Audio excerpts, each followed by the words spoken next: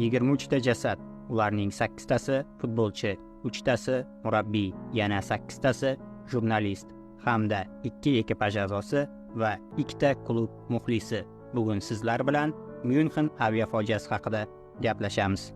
Belgrad, Myunxen va Manchester yo'nalishida uchish kerak bo'lgan samolyot Myunxendagi uchish yo'lagida 3 bor uchishga urinadi va afsuski 3-urinish halokatli yakun topadi.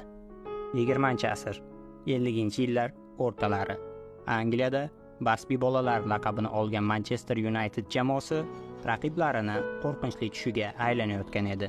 Ularning Basbi bolalar laqabini olishining sababi o'sha vaqtdagi MU bosh murabbiyi Matt Busby va futbolchilarning yoshi bilan bog'liq.